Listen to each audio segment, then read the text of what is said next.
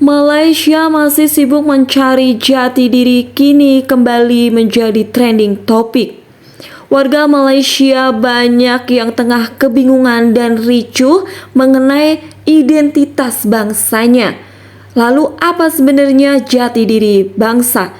Jati diri bangsa adalah identitas suatu bangsa yang mampu memberikan pemicu semangat kesinambungan hidup bangsa yang bersangkutan.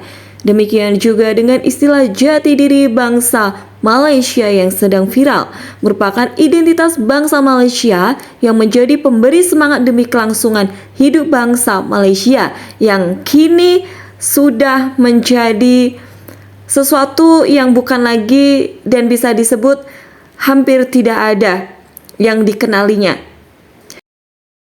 Sebagai perbedaan dan contoh dengan negara Indonesia, jika orang menyebut negara Indonesia, apa sih yang dibayangkan?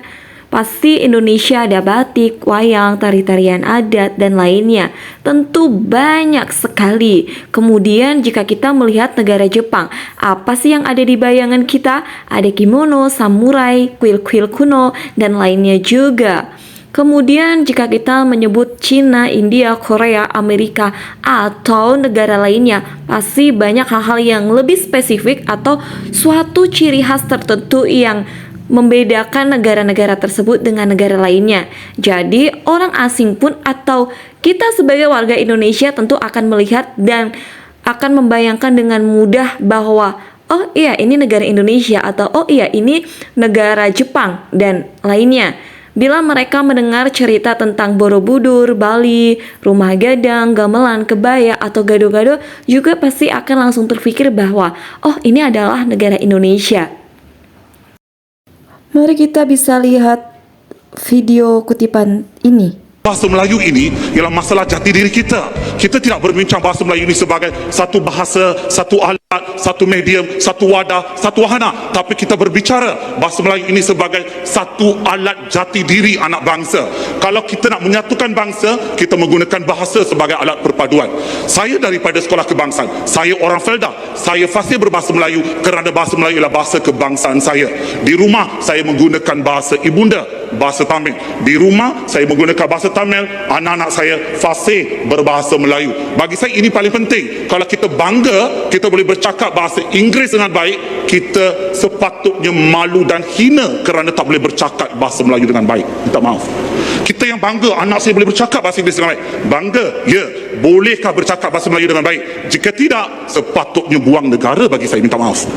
So bahasa Melayu bahasa kebangsaan. Orang Malaysia sepatutnya boleh bertutur bahasa Melayu dengan baik. Kalau tak boleh bertutur, sepatutnya saya, kalau saya yang ada kuasa, saya bagi tempoh 6 bulan.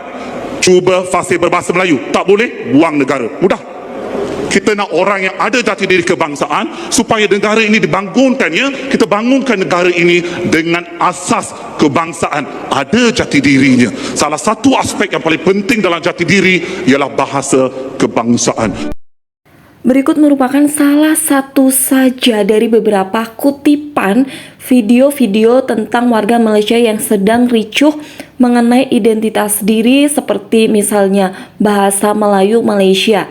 Nah kemudian jika kita menanggapi jika kita semua mendengar kata Malaysia, lalu apa sebenarnya yang kita semua bayangkan? Saya yakin kita memang agak sedikit bingung, apalagi warganya, apalagi kita sebagai orang asing. Apakah menara kembar, proton, atau kelapa sawit? Bahkan menara kembar seperti halnya bangunan lain di negara-negara lain juga ada. Contoh lain misalkan kelapa sawit. Di negara Indonesia juga terdapat kelapa sawit. Jadi itu tidak bisa menjadi ciri khas gitu lah. Jadi kalau kita misalkan saya menanggapi itu bukan menjadi ciri khas bangsa. Nah sebenarnya salah satu ciri khas bangsa itu bisa dilihat dari budaya atau dari bahasanya ya. Namun akar budaya Malaysia memang membingungkan rakyat Malaysia sendiri. Mereka selalu mengklaim diri bahwa tradisi-tradisi seperti puak Melayu merupakan akar budayanya yang asli. Tetapi pada saat bersamaan, warga juga bingung. Mereka menyadari bahwa puak Melayu tidak bisa dikatakan sebagai Malaysianya banget. Gitu. Karena kenapa? Contoh, ada Padang, Riau, bagian dari Indonesia. Kalimantan juga merupakan sumber dari bahasa Melayu. Lantas, apa sebenarnya yang asli dari Malaysia? Meskipun setengah jumlah penduduk Malaysia terdiri dari orang-orang Cina dan India, tentu terlalu aneh jika identitas Malaysia dikait-kaitkan dengan Cina atau India. Nah, itulah yang kemudian membuat warga Malaysia bingung. Sedikit sulit memang untuk mengatakan seperti apa sebenarnya identitas asli Malaysia. Apa sesungguhnya yang menjadi ciri khas mereka sebagai bangsa. Di sisi lain, jika kita dengan mudah membayangkan negara mana yang ada di benak kita, misalnya nasi goreng, batik, kita langsung mengingat Indonesia atau pizza atau lainnya ya. Pasti namanya negara itu ada ciri khasnya yang kita tuh langsung tek sekali pikiran itu langsung membayangkan bahwa itu tuh negara apa. Nah, jadi akhir-akhir ini kita sering merasa gemas terhadap Malaysia karena merasa teraniaya oleh ulah mereka sendiri.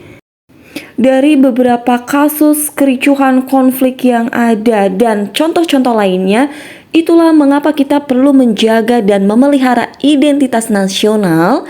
Sebabnya identitas nasional menjadi tanda pengenal yang mudah dikenali dan dihormati oleh bangsa atau negara lain.